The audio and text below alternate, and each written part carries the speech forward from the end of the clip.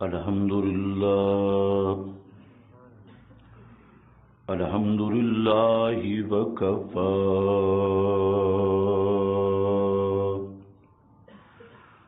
والصلاة والسلام على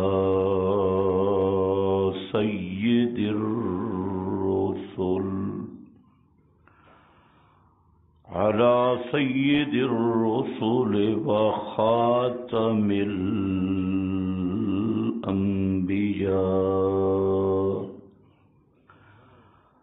أما بعد فأعوذ بالله من الشيطان الرجيم بسم الله الرحمن الرحيم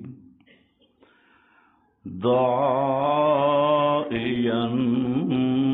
إلى الله بإذنه سبحان ربك رب العزة عما يصفون وسلام على المرسلين والحمد لله رب العالمين۔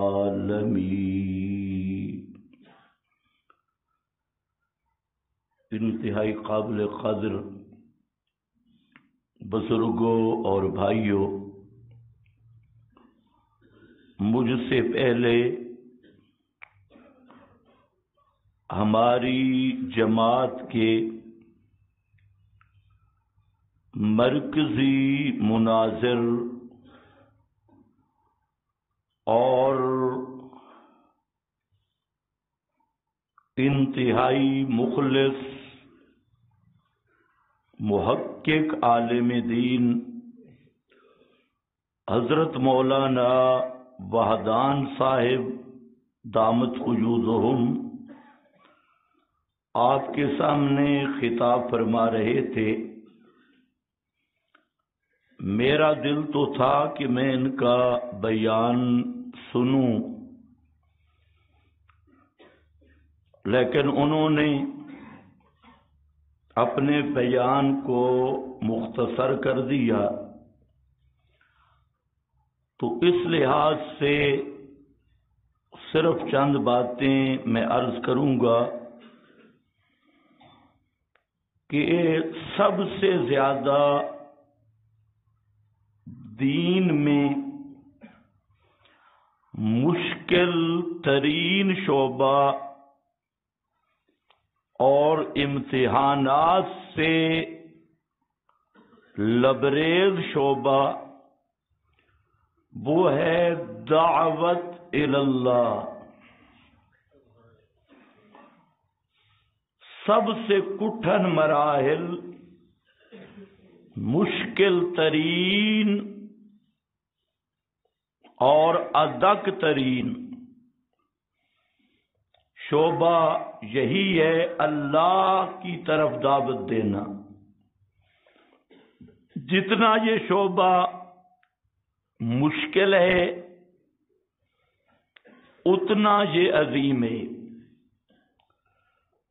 اور جتنا یہ عظیم ہے اتنا یہ مظلوم ہے۔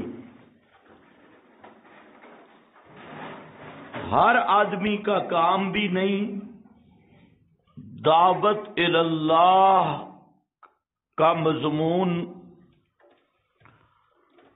اور آسان بھی نہیں۔ اس لیے امام الانبیاء صلی اللہ علیہ وسلم کہ قرآن مقدس نے مقامات ذکر کیے، منصب ذکر کیے، لیکن اگر آپ غور کریں تو یہ جو منصب ہے دعوت اللہ کا، یہ ایسا منصب ہے کہ اللہ کی توفیق کے بغیر نہیں ہو سکتا۔ اس لیے فرمایا یا ایھا النبی انا ارسلناک شاہدا، یا ایھا النبی، اے میرے عظیم الشان پیغمبر حضرت محمد الرسول اللہ صلی اللہ علیہ وسلم، انا ارسلناک شاہدا، ہم نے آپ کو شاہد بنا کے بھیجا، ومبشرا، اور مبشر بنا کے بھیجا، ونذیرا، اور نذیر بنا کے بھیجا، وداعیا الی اللہ باذنہ۔ علماء جانتی ہیں کہ داعی کا جب عنوان آیا تو یہاں یہ لفظ قرآن نے ذکر کیا داعیا الی اللہ باذنہ، اللہ کی طرف دعوت دینے والے باذن ہی، اس کی توفیق سے۔ تو معلوم ہوتا ہے کہ دعوت الی اللہ کا کام سب سے مشکل ترین کام ہے، اس لیے جب دعوت الی اللہ کی بات آئی تو ساتھ یہ قید لگائی باذن ہی کہ اللہ کی توفیق کے بغیر دعوت الی اللہ ناممکن ہے۔ پھر اللہ رب العزت نے دعوت کے اصول ذکر کیے کہ دعوت کون دے سکتا ہے، دعوت ہے کس چیز کی، اور دعوت دے گا کیسے۔ تو قرآن مقدس نے یہ تربیت نبی کریم صلی اللہ علیہ وسلم کی بھی فرمائی، فرمایا قل ھذہ سبیلی ادعو الی اللہ، فرما دیجئے یہ ہے میرا راستہ، ادعو الی اللہ، میں دعوت دیتا ہوں اللہ کی طرف، ھذہ سبیلی، دعوت کا تعین ہے کہ وہ دعوت الی اللہ کس چیز کی دعوت ہوگی۔ یہ سورہ یوسف ہے، اور اس سے پہلے خود سورہ یوسف اور سورہ ہود ایک خاص مسئلہ لے کے آئی۔ سورہ ہود کے شروع میں ذکر کیا اللہ تعبدوا الا اللہ، اور سورہ یوسف کے درمیان میں ذکر کیا اللہ تعبدوا الا ایاہ، اللہ تعبدوا، اور جہاں فرمایا ھذہ، یہ ہے ھذہ کا مشار الیہ، یہ ہے میرا راستہ جو سورہ ہود سے گزرا، سورہ یوسف سے گزرا، اور سورہ ہود اور سورہ یوسف دونوں بتا رہی ہے کہ دعوت اس چیز کی ہے کہ اللہ تعبدوا الا اللہ، اللہ کے سوا کوئی عبادت کے لائق نہیں۔ یہی مضمون سورہ یوسف کا اللہ تعبدوا الا ایاہ، کہ اللہ کے سوا کوئی عبادت کے لائق نہیں، اور اسی کی تفسیر یہاں پر ذکر کی ھذہ، یہ پیچھے سورہ ہود سورہ یوسف کے ساتھ بھی لگ سکتا ہے، اور یہ ھذہ کی تفسیر ادعو الی اللہ یہ اجمال ہے، اور اس کی تفصیل ہے اللہ تعبدوا الا اللہ، کہ دعوت ہوگی خالص توحید کی، دعوت اللہ کا معنی خالص اللہ کی توحید کی دعوت دینا کہ اللہ کے سوا کوئی معبود برحق نہیں، کوئی عبادت کے لائق نہیں۔ پھر عبادت کس چیز کا نام ہے، اس کی تفصیل تو یہ یاد رکھو، عبادت کا لفظ یہ عربی ہے، اور عربی میں لوگ بھی بیان کر دیتے ہیں اللہ کے سوا عبادت کے لائق کوئی نہیں، تو اس طرح بات پردے میں رہ کر اور بات نہ کھلتے ہوئے آج کا قبر پرست وہ بھی ضربیں لگا رہا ہے لا الہ الا اللہ، آج کا گھوڑے پرست وہ بھی ضربیں لگا رہا ہے لا الہ الا اللہ، آج کا اکابر پرست وہ بھی ضربیں لگا رہا ہے لا الہ الا اللہ، اس لیے کہ انہیں الہ کا معنی سمجھ نہیں کہ الہ کہتے کس کو ہے، الہ کا مطلب کیا ہے، اور الہ اللہ کو الہ ماننے کا توحید فی الالوہیت کا تقاضا کیا ہے۔ اس لیے عربی میں لا الہ الا اللہ اجمیوں کے لیے پڑھنا آسان ہے، عربیوں کے لیے پڑھنا مشکل ہے۔ جب نبی مکرم صلی اللہ علیہ وسلم نے پہلے دن اسی لا الہ الا اللہ سے کام شروع کیا تو سب سے پہلے پتھر اس چچا نے مارا جس نے آپ کی میلاد کی خوشی کی تھی۔ آج عجیب مسئلہ ہے کہ لا الہ الا اللہ کی ضربیں بھی ہیں اور قبروں کی پوجا بھی ہے، لا الہ الا اللہ کی ضربیں بھی ہیں، تعزیہ تبوت پہ منتے منوتیاں بھی ہیں، لا الہ الا اللہ کی ضربیں بھی ہیں اور غیر اللہ کی پوجا بھی ہے، لا الہ الا اللہ کی ضربیں بھی ہیں اور دجال اور طاغوتی نظام پر بیعت بھی ہے، اور ادھر لا الہ الا اللہ بھی کہتا ہے۔ اصل مسئلہ یہ ہے کہ اس نے لا الہ الا اللہ کو سمجھا ہی نہیں کہ اللہ تعبدو الا اللہ ہے کیا، اللہ تعبدو الا ایاہو کا مطلب کیا ہے۔ تو اس لیے داعی الی اللہ کا سب سے پہلا فرض یہ ہے کہ وہ لوگوں کے سامنے اللہ کی الوہیت اس کو بیان کرے اور واشگاف کھلے لفظوں میں بیان کرے کہ اللہ کے سوا الہ کوئی نہیں۔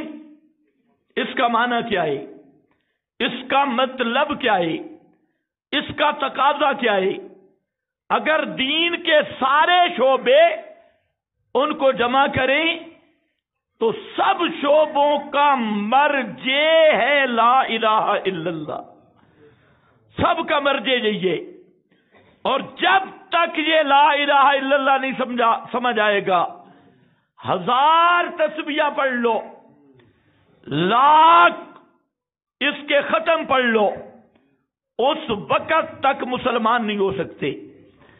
مسلمان تب ہوگا کہ لا الہ الا اللہ کو سمجھے گا اور پھر اس کی تصدیق کرے گا اور پھر اس کے ساتھ قائم رہے گا۔ آج کل یہ بھی مصیبت ہے، لوگ یہاں تک کھڑے ہیں جی فلانا کلمہ گو بن گیا، کلمہ پڑھ لیا اور کلمہ گو کو کچھ نہ کہو، تو جو کلمہ گو ہو کر گوہ بن گیا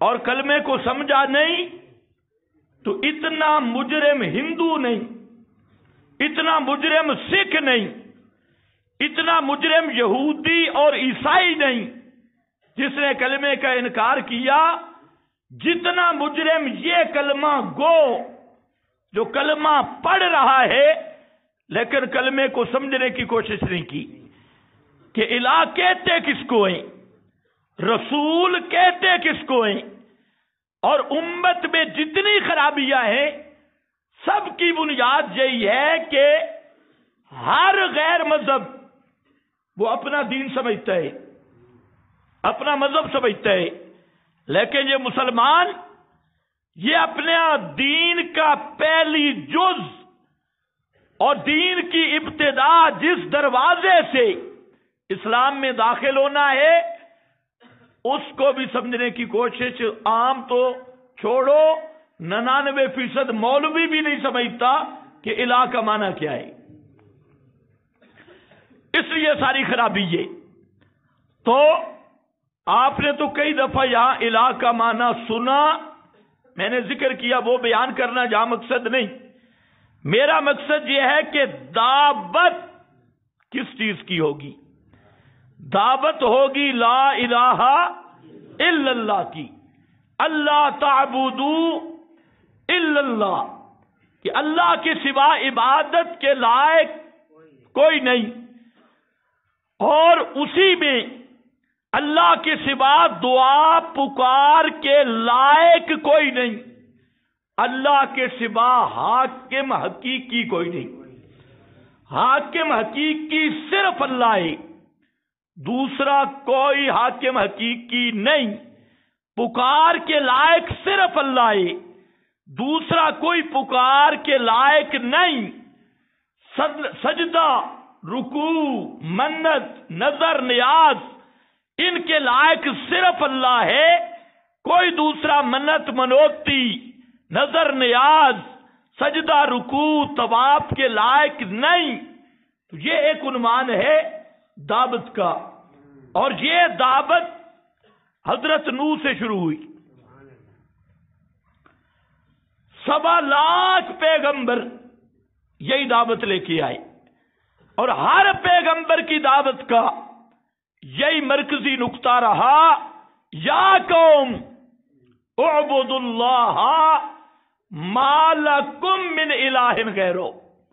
1.25 لاکھ انبیاء میں سے ایک پیغمبر بھی ایسا نہیں آیا جس نے یہ دعوت دی ہو کہ لوگوں اللہ کی عبادت کرو۔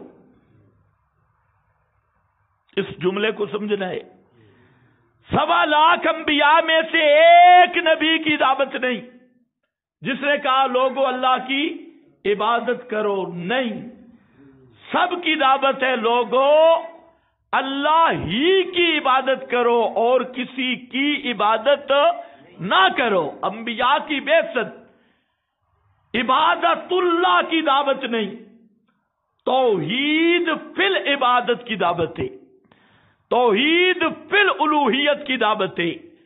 تمام انبیاء کا یہی مشن رہا، اور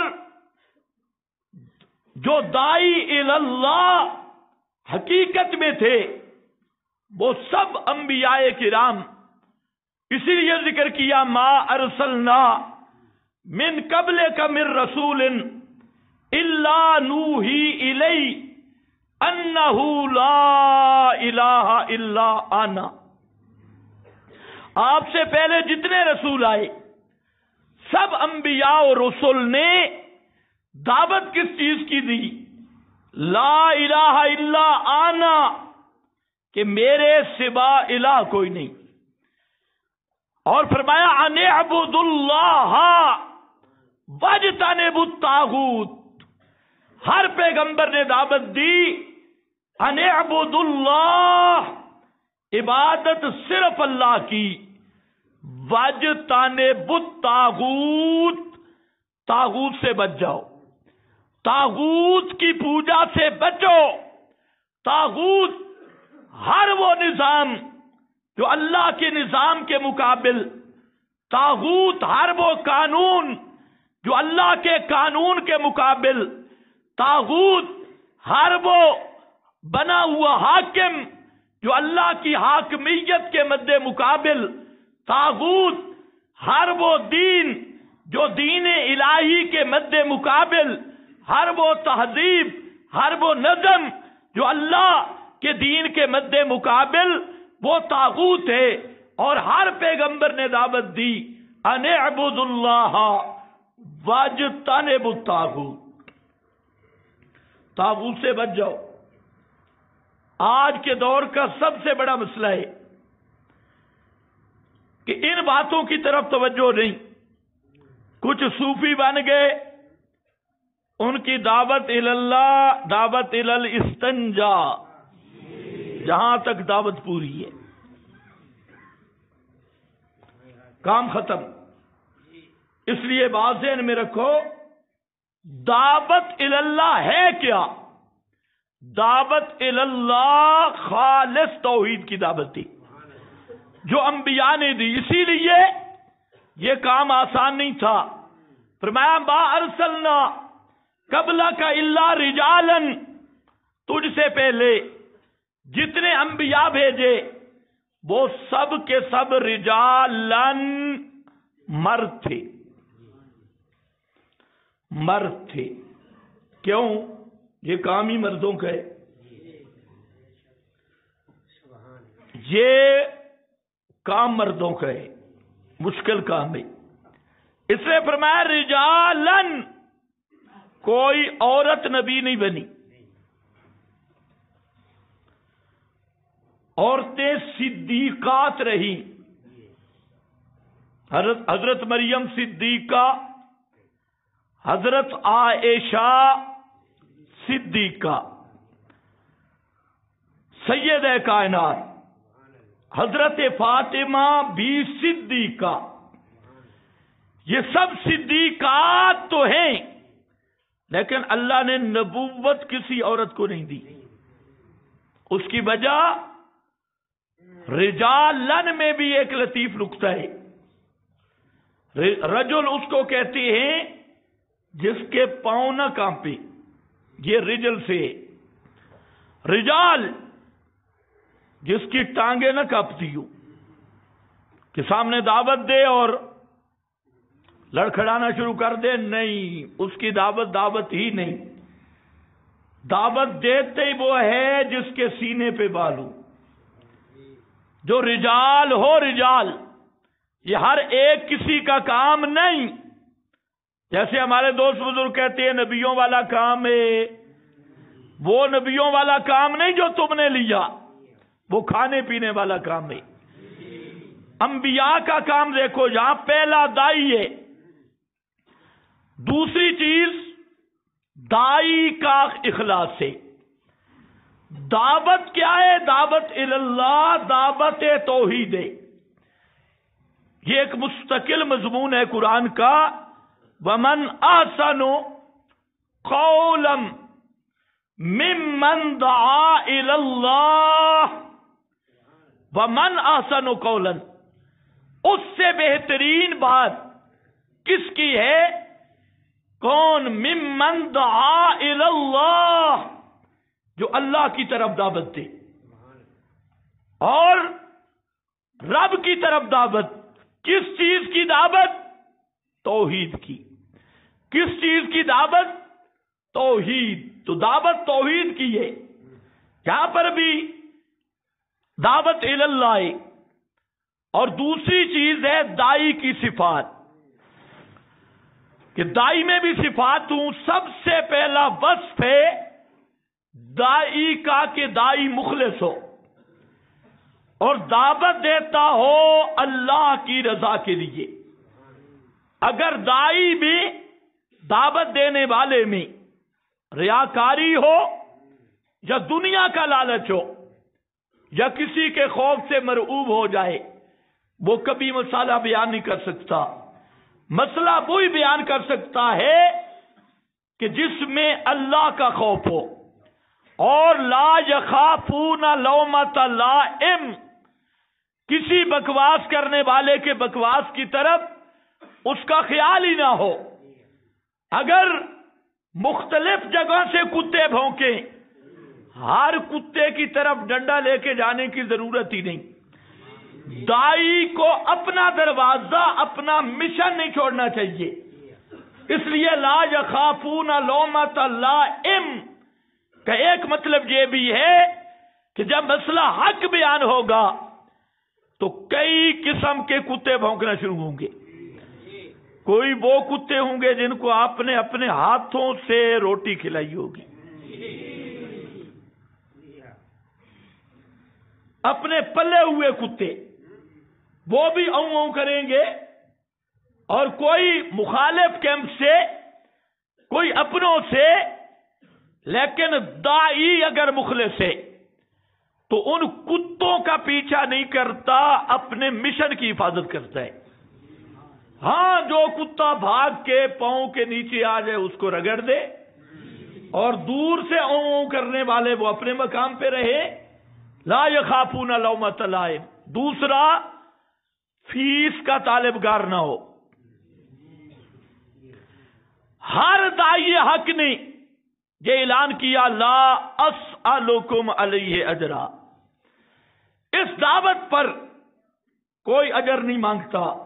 یہ بتانے کا کیا مقصد تھا کہ میری دعوت صرف اللہ کے لیے ہے. ان اجری الا علی اللہ، میری مزدوری کس کے ذمہ ہے؟ اللہ کے لیے، اللہ کے ذمہ ہے. میں تم سے اجر نہیں مانگتا. جو آج دعوت کے نام پہ تجارت بن گئی، اور خطیب دعوت بھی نہیں، کیونکہ دعوت تو ہے دعوت توحید. اگر توحید کا مسئلہ نہیں وہ دعوت کیسی؟ انبیاء کی دعوت توحید ہے. اور یہ 2 گھنٹے 3 گھنٹے لطیفے، گپیں اور راگڑیاں ہیں. وہ جو دوسرے لوگ تھے فنکار، پرانے زمانے میں ان کو کہتے تھے کنجر. آج کل وہ ہے فنکار اور گلوکار. تو انہوں نے مذہبی موسیقی شروع کی کہ قرآن پاک کو پڑھتے ہیں گانے بجانے والوں کی طرز پہ. نبی کریم صلی اللہ علیہ وسلم نے اس کی پیشین گوئی کی. آپ نے فرمایا کہ اقرأ القرآن، قرآن پاک پڑھو عرب کے لہجوں پر. اور فرمایا ایک زمانہ آئے گا ایسے خطیب پیدا ہوں گے، ایسے مقرر، یرجعون القرآن ترجیع الغنا، وہ گانے بجانے کی طرز پہ قرآن پڑھیں گے، کنجروں کی طرزوں پہ وہ قرآن پڑھیں گے، اور ساری راگڑیوں کی طرز پہ وہ قرآن لائیں گے، اور نوحہ پڑھنے والوں کی طرز پہ. قلوبہم مفتونہ، فرمایا ان کے دل فتنے سے لبریز ہوں گے، فتنوں سے بھرے ہوں گے. تخرج منہم الفتنہ وتعود فیہم، انہی کے اندر سے فتنے نکلیں گے اور ان کے اندر فتنے لوٹیں گے. آج اگر یہ حدیث کو سامنے رکھا جائے تو 95% دین کا ستیہ ناش کرنے والے یہی مذہبی موسیقار ہیں. مذہبی موسیقار جنہوں نے قرآن کو ذریعہ تجارت بنایا، اور فیسیں اور سارا کچھ ان کی یہ تجارت چل رہی ہے. اور مسلمان قوم انہوں نے وہ دوسرے چھوڑ دیے تو یہ مذہبی موسیقی شروع کر دی. نہ مسئلے کا پتہ، نہ قرآن کا پتہ. اور آج کل تو جناب جو صحیح کسی بڑے کنجر کی سر لگائے اس کو کہتے ہیں یہ بڑا علامہ اور بڑا شیخ التفسیر ہے. تو صرف یہ پورا دین برباد کیا. تو خیر، دائی وہ ہوگا، سچے دائی کو پہچانو اور فراڈیوں کو بھی پہچانو. سچے دائی کی علامت ہے لا اسالکم علیہ اجرا. وہ دعوت کو تجارت نہیں بناتا، دعوت کو ذریعہ کاروبار نہیں بناتا، اور دعوت بھی کس کی دیتا ہے؟ خالص مسئلہ توحید کی. پھر لگن اور ذوق دعوت کا، وہ ذرا دیکھو اس دائی، پہلا دائی ہے اور کہتے ہیں قال رب انی دعوت قومی لیلا و نہارا، اے میرے پروردگار میں نے رات کو بھی دعوت دی، دن کو بھی دعوت دی، وما فلم یزدہم دعائی الا فرارا، میں ان کو دعوت دیتا رہا اور یہ دعوت سن کے اور زیادہ بھاگتے رہے، فرارا بھاگتے رہے. اب ذرا آپ اندازہ کریں، پیغمبر دعوت دے رہا ہو رات کو بھی دن کو بھی، اور پیغمبر کی دعوت سننے والے فلم یزدہم دعائی الا فرارا، وہ اور بھاگ رہے ہوں. اللہ کا پیغمبر پیچھے ہو اور کہتے ہیں بِإِنِّي كُلَّمَا دَعَوْتُهُمْ لِتَغْفِرَ لَهُمْ، یا اللہ جب بھی میں نے ان کو دعوت دی، اور میری دعوت کا مقصد کیا تھا کہ یہ بخشش کے قابل بن جائے، یہ تیری بخشش کے قابل بن جائیں، تو ان کو بخش دے. انہوں نے کیا کیا؟ جعلوا اصابعهم فی آذانہم واستغشوا ثیابہم، انہوں نے اپنی انگلیاں اپنے کانوں میں دے ڈالی. اصابع ذکر کیا، حالانکہ انگلی کے یہ پورے جاتے ہیں کانوں میں. قرآن مقدس بتانا یہ چاہتا ہے انہوں نے تو اتنی کوشش کی کہ پوری انگلی کانوں میں چلی جائے، لیکن وہ تو جا نہیں سکتی تھی. داعی حق کی آواز سے اتنی نفرت ہے، آواز سے نفرت ہے کہ اس کی آواز میرے کانوں میں نہ پڑے. لیکن دائی پھر بھی لگا ہے وَاسْتَغْشَوْا ثِيَابَهُمْ، انہوں نے مجھے دیکھ کر اپنے آپ کو کپڑوں میں لپیٹ لیا، اوپر کپڑے کر لیے، اندر لپٹ گئے. دائی حق کی شکل دیکھنا گوارا نہیں کرتے، اس کے سامنے آنا گوارا نہیں کرتے. وَأَسَرُّوا، اور بڑے اڑ گئے اسی پر. وَاسْتَكْبَرُوا اسْتِكْبَارًا، بڑیا گالیاں نکالی، بڑا تکبر کیا، اور ایسا تکبر کیا استکباراً، فتوے بھی، گالیاں بھی، میرے خلاف نفرتیں بھی. ثم انی، یا اللہ پھر بھی میں نے چپ نہیں کی، اس کے ہوتے ہوئے پھر بھی چپ نہیں کی. ثم انی دعوتہم جہارا، آپ یہ ہر دائی کو پڑھنا چاہیے. سورۃ نوح یہ پہلا دائی ہے، اس کے ساتھ حالات کیا پیش آ رہے ہیں؟ پیغمبر اللہ کی طرف دعوت دیتا ہے، لوگ آگے سے بھاگ رہے ہیں، پیغمبر پیچھے لگا ہوا ہے، ان کے پیچھے سے بلا رہے ہیں، اور لوگ پیغمبر کی شکل نہیں دیکھنا چاہتے. دائی کی پیغمبر پھر بھی دعوت دیتا ہے، لوگ کانوں میں انگلیاں ڈالے ہوئے ہیں، پیغمبر پھر بھی دعوت دیتا ہے. لوگ فتوے لگا رہے ہیں، پیغمبر پھر بھی دعوت دیتا ہے. وہ میٹنگیں کر کے تکبر کا اظہار اور اپنے مال و متاع، چودراہٹ، اپنی خانگی اور اپنی حکومت اور اپنی دھمکیاں دے رہے ہیں پیغمبر کو. لیکن پیغمبر پھر بھی کہتا ہے ثم انی دعوتہم جہارا، یہ ہے رجالن کا معنی. ثم انی دعوتہم، چھوڑا پھر بھی نہیں. آج تقریر کرے مولوی کہ صحیح روٹی نہ ملے، فیس نہ ملے.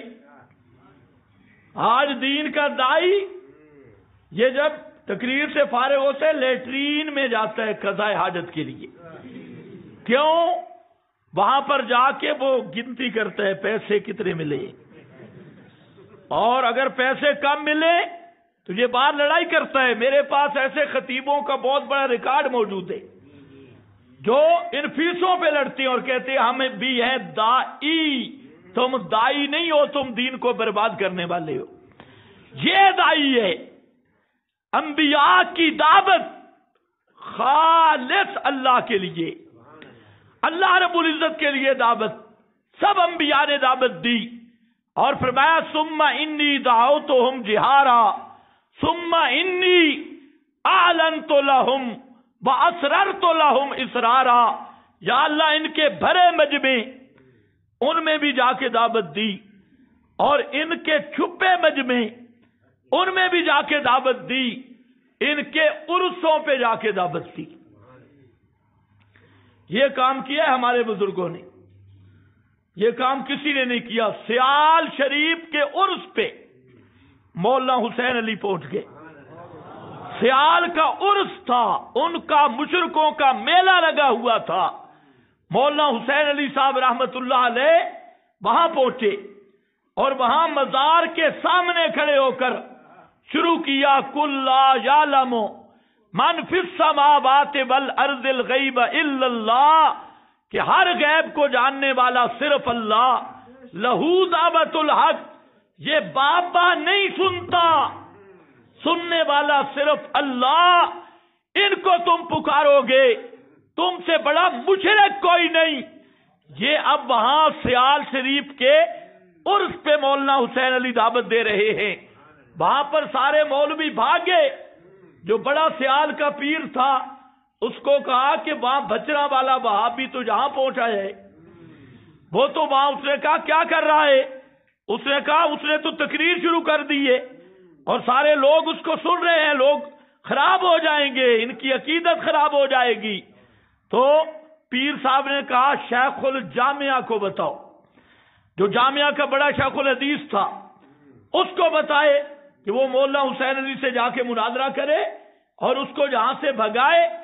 تو جب وہ گئے شیخ الجامعہ کے پاس تو اس نے کہا کہ وہ حسین علی پڑھ کیا رہا ہے، انہوں نے کہا جی پڑھتا تو قرآن ہے۔ تو وہ شیخ الجامعہ کہنے لگا پورے اس مجمع میں سب سے بڑا قرآن کا منکر آپ نے مجھے سمجھے،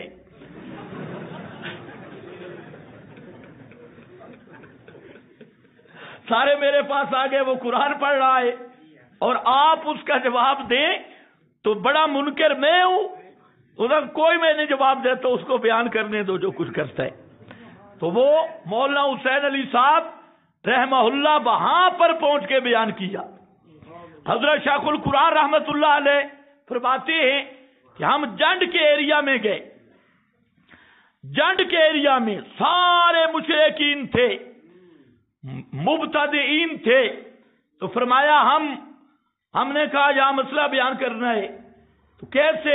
کہتے ہیں صبح کی نماز کے بعد وہ ذکر کرتے تھے، ہم چلے گئے نماز اپنی پڑھی اور سب میں گھس گئے، وہاں جا کے بیٹھ گئے، جب سارے بیٹھے تھے میں کھڑا ہو گیا، میں نے کہا کہ تھوڑی سی دین کی بات ہوگی، تو مسئلہ شروع کر دیا، سارے لوگ مخالف ہو گئے، سارے لوگ مار رہے تھے، بالآخر لوگ ساری ریفلیں لے کے آ گئے، لیکن شیخ کہتے ہم وہاں ایک مکان تھا اس کی چھت پہ چڑھ گئے، سید عنایت اللہ شاہ صاحب بھی تھے، میں بھی تھا، وہاں اس مکان کی چھت پہ ہم تھے، لوگ سارے نیچے تھے، وہاں پر ہم نے 3 گھنٹے بیان کیا چھت پہ کھڑے ہو کے۔ آج یہ دائی کہاں ہیں؟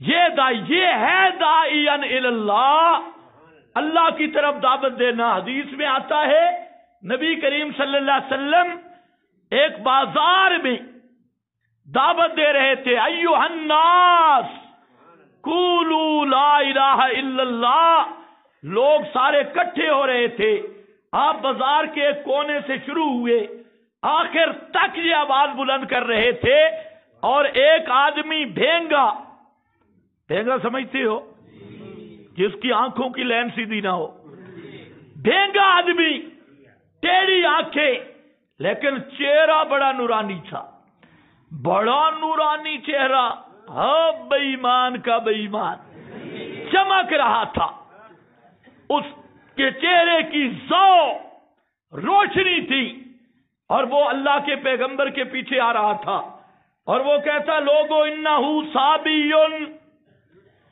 یہ اکابر کا منکر، انہو ساحر، اس کی بات نہ ماننا، یہ ساحر ہے،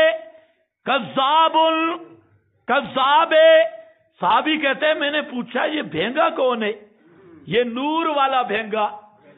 تو انہوں نے کہا یہ ابو لہب ہے، یہ آپ کا چچا ابو لہب۔ بازار میں دعوت ہو رہی ہے، ہر جگہ پہ ابو لہب پیچھے ہے۔ تو یہ سنت پوری کی ہمارے اکابر پہ اللہ کی رحمتیں ہوں۔ جگہ جگہ شیخ القرآن مولانا محمد طاہر رحمت اللہ تعالی علیہ وہ مزاروں پہ جا کے دعوت دی، بازاروں میں جا کے دعوت دی۔ اسی طرح سید رحمت اللہ شاہ صاحب بخاری، شیخ القرآن مولانا غلام اللہ خان، انہوں نے شرک کے اڈوں پہ جا کے دعوت دی اور ہر جگہ پہ پہنچے۔ تو اصل دائی وہ ہوتا ہے جو انبیاء کے مشن پہ چلنے والا۔ فرمایا ثم انی، پھر میں ان کو دعوت دیتا تھا، اعلنت لہم واسررت لہم، عام اعلان بھی کیا اور خصوصی دعوت، بیٹھکوں پہ جا کے دعوت وہ بھی دی، اور ہر طرح ان کو دعوت دی اور ان کو توحید کے فضائل بھی سنائے۔ اور وہ فضائل کیا تھے؟ فقلت، میں نے انہیں کہا استغفروا ربکم۔ استغفروا کا معنی اب تک جو شرک کیا اس سے توبہ کر لو، اب مسئلہ توحید مان لو۔ انہ کان غفارا، اگر 100 سال کی عمر گزر گئی شرک کرتے، 150 سال کی عمر گزر گئی شرک کرتے، آج شرک سے توبہ کر لو، اللہ سارے تمہارے گناہ معاف کر دے گا۔ انہ کان غفارا، سارے گناہ معاف۔ اور یہ وہ واحد مسئلہ توحید ہے جس کی بنیاد پر اللہ سارے گناہ معاف کر دیتے ہیں۔ یہ وہ نیکی ہے، یہ ترغیب دی، اور ساتھ یہ بھی بتایا کہ توحید کی برکتیں بھی بڑی ہوں گی۔ یرسل السماء علیکم مدرارا، برکات توحید بیان کی، توحید کے فضائل بیان کیے۔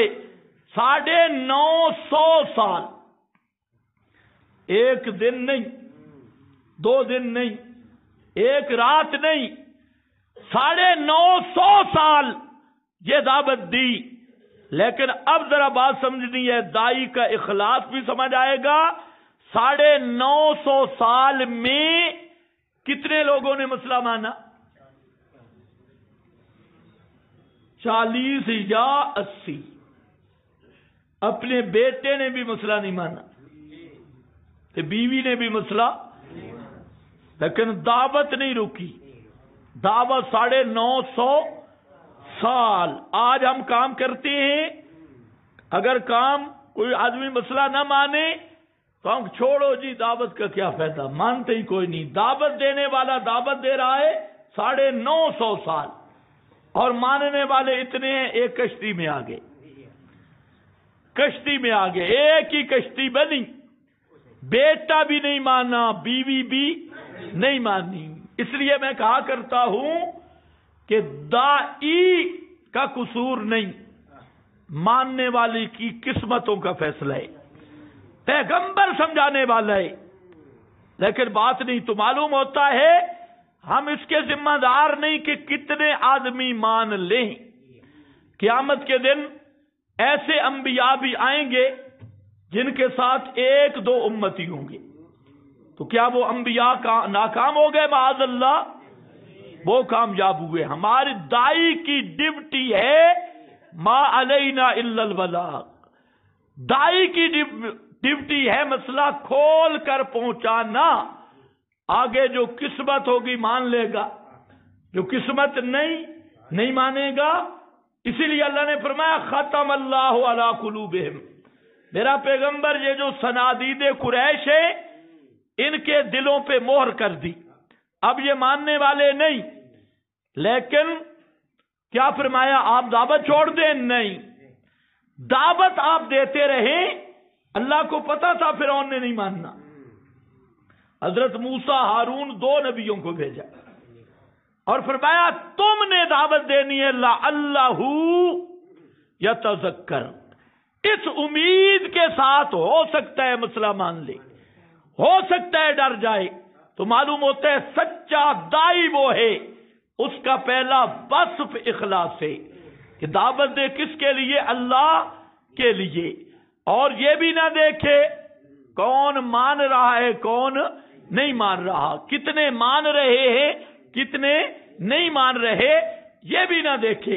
ہم ایک جگہ جیلم میں گئے، جیلم کے ایریا ہے، تو وہاں پر کچھ ساتھی تھے، وہ بالکل نو مسلم تھے، سادے سے ساتھی تھے۔ انہوں نے درس کا نہ اعلان کیا نہ کسی کو بتایا۔ میں جب گیا تو 25-30 آدمی تھے، چھوٹی سی مسجد تھی، اس میں بیٹھے تھے، حالانکہ اس کے اردا گرد بہت سارے ہمارے ساتھی ہیں۔ تو میں نے اس لڑکے سے پوچھا کہ آپ نے بتایا نہیں ساتھیوں کو؟ اس نے کہا جی ہم نے تو اپنے لیے درس رکھا ہے، ہم نے کسی کو نہیں بتایا، اور جہاں پر لوگ بڑے مخالف ہیں۔ خیر میرے ذہن میں بھی بات ہے کہ میں اتنا سفر کر کے آیا اور 25-30 آدمی بیٹھے ہیں، ایسے شیطان وسوسے ڈالتا ہے، یہ وسوسہ میرے ذہن میں بھی آیا۔ پھر مجھے یاد آیا کہ ہم لوگوں کو کیا بیان کرتے ہیں اور خود کیا سوچ رہا ہوں۔ میں نے وہاں درس شروع کیا، اللہ کے فضل سے 3 گھنٹے درس دیا۔ 3 گھنٹے کے بعد جتنے وہ 25-30 آدمی تھے، ان میں کچھ مشرک تھے، کچھ رافضی تھے، وہ سب کے سب اللہ کے فضل سے سب مسئلہ مان کے اٹھے۔ سب نے اعلان کیا کہ ہمیں آج مسئلہ سمجھ آ گیا، ہم شرک سے توبہ کرتے ہیں، رفض سے توبہ کرتے ہیں۔ ایک غیر مکلف تھا ان میں، وہ غیر مکلف تھوڑا بعد میں بات کرنے بیٹھ گیا، لیکن غیر مکلف نہیں مانا، رافضی بھی مان گئے، مشرک بھی مان گئے۔ اب میں نے سوچا کہ اگر میں ہزاروں کے مجمع میں گفتگو کرتا، وہ زیادہ فائدے مند تھی یا یہ 25-30 آدمیوں نے جو گفتگو کی ان میں بیٹھ کے، یہ زیادہ فائدہ مند ہے؟ اب ان کو اللہ نے مسئلے کی سمجھ دے دی، تو اس لیے دائی کو یہ نہیں سوچنا چاہیے۔ حضرت شیخ القرآن رحمت اللہ تعالی علیہ، ان کا ایک مرید تھا، بیمار ہو گیا، بڑے ہی بیمار رہا۔ آج کچھ گپیں آپ کو اس لیے سنا رہا ہوں کہ تقریریں 2 ہو چکی ہیں مجھ سے پہلے، تو میں نے تو تقریر نہیں کرنی تھی۔ تو حضرت شیخ رحمت اللہ علیہ، اس نے خط لکھا، اس نے کہا شیخ جی میں آپ کی تقریر سن کے مسلمان ہوا، اور آپ کی تقریر سننے کا مجھے بڑا شوق ہے، لیکن میں بیمار ہوں۔ پہلے تو کبھی جمعہ پڑھنے آتا تھا، اب نہیں آ سکتا، اور وہ تھا بھی گجراں والے سے بھی اوپر، کوئی دیہات تھا۔ شیخ نے خط پڑھا تو فوراً پنڈی سے روانہ ہو گیا اپنے اس مرید کے پاس۔ اس کا باپ کہتا ہے کہ میں باہر سے آیا تو بیٹھک میں شیخ القرآن کی آواز آ رہی تھی، اور جیسے وہ پورا جوش سے تقریر کر رہے ہوں، وہ تو نہ موبائلوں کا دور تھا نہ ٹیپوں کا دور تھا۔ تو کہتے میں حیران ہو گیا، میں نے کہا یا اللہ میرا دماغ ٹھیک ہے، مجھے شیخ کی آواز آ رہی ہے، اور وہ پورے اپنی طرز پہ اپنے جوش میں لگے ہوئے ہیں۔ کہتے ہیں میں اندر آیا اپنی بیٹھک میں، تو میرا وہ بیٹا تھا اور شیخ 2 آدمی تھے، اور شیخ اسی طرح تقریر کر رہے تھے جیسے ہزاروں کے مجمع میں کرتے ہیں، اس کو تقریر سنا رہے تھے۔ تو یہ ہوتا ہے دائی کا اخلاص، کہ دعوت لوگوں کے لیے نہیں، اتنا مجمع ہو میں دعوت دوں گا، اتنے لوگ ہوں، اتنا پروٹوکول ہو میں دعوت دوں گا، نہیں، دعوت ہوتی ہے کس کے لیے؟ اللہ کے لیے۔ اور ایک چیز آخری کہ دعوت کا نصاب کیا ہوگا؟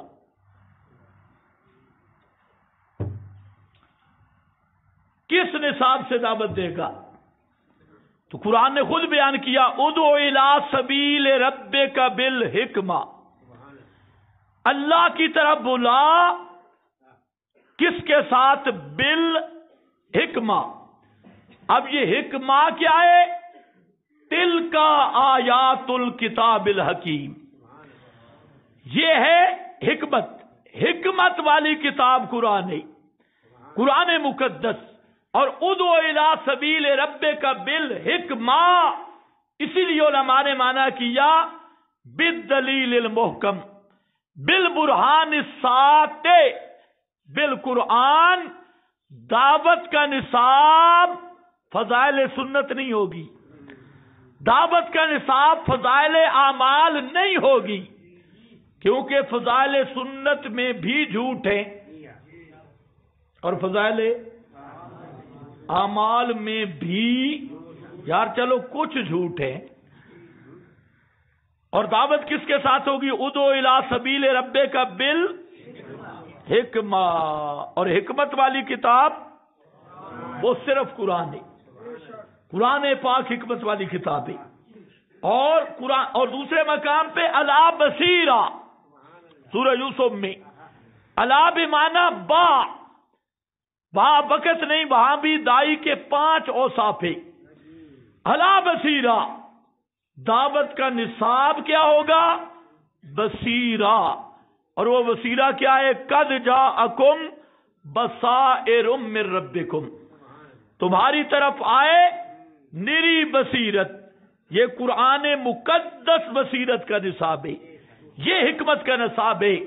اس لیے لوگوں نے جہاں بھی گڑبڑ کی، حکمت کا معنی مداہنت، بصیرت کا معنی شیطانی اور کتمان۔ یہ بصیرت کا معنی قرآن، حکمت کا معنی قرآن، فہم قرآن اور خود قرآن۔ تو دعوت کا نصاب وہ قرآن ہوگا۔ دعوت کس کی ہوگی؟ خالص توحید کی، دعوت اللہ۔